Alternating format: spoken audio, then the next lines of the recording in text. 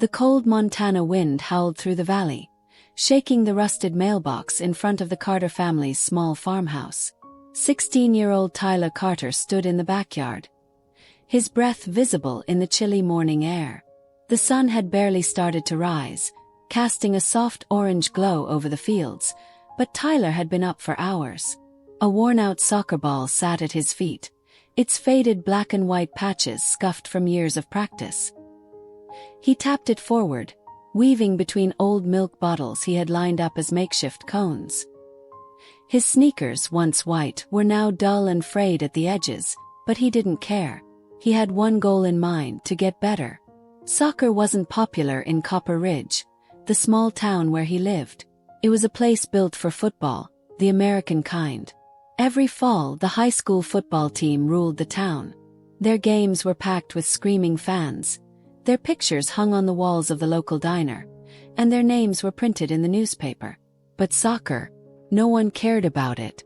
Tyler's father, a former football player himself, never really understood why his son loved a game that hardly anyone played around here. But Tyler didn't need anyone to understand.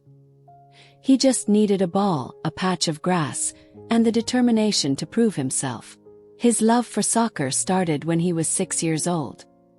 His uncle, a truck driver, had brought him a souvenir from a trip, a bright red jersey with Manchester United printed across the front. Along with it came a soccer ball, its surface smooth and perfect. The moment Tyler held it, he felt something inside him light up. He didn't have a team, a coach, or even a proper field.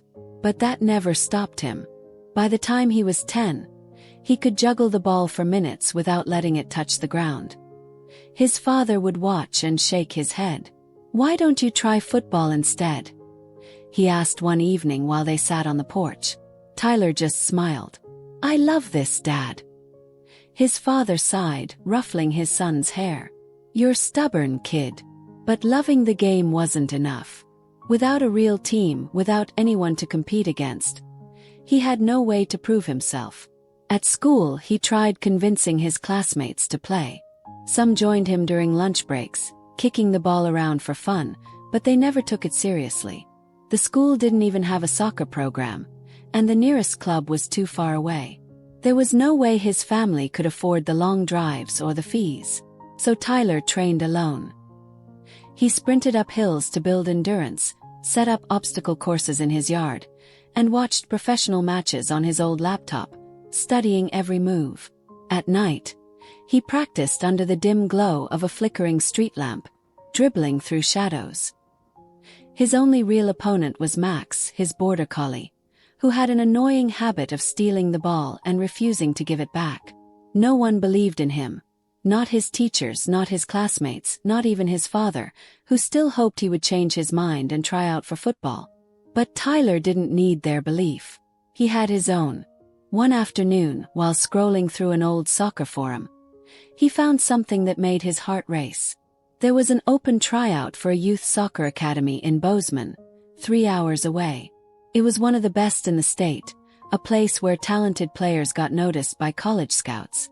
The tryouts were open to anyone under 18. No experience required. This was his chance. But there was a problem. He had no way to get there. His father didn't have time to drive him. His mother, who worked as a waitress, couldn't afford to take a day off. And Tyler himself had no car, no savings, just a few crumpled dollar bills from mowing lawns. But he wasn't going to let that stop him. He asked around town, offering to do extra work. He cleaned barns, stocked shelves at the grocery store, and shoveled snow from driveways. By the end of the week, he had just enough for a one-way bus ticket. The night before he left, his father stopped him at the door. "You sure about this?" he asked. Tyler nodded.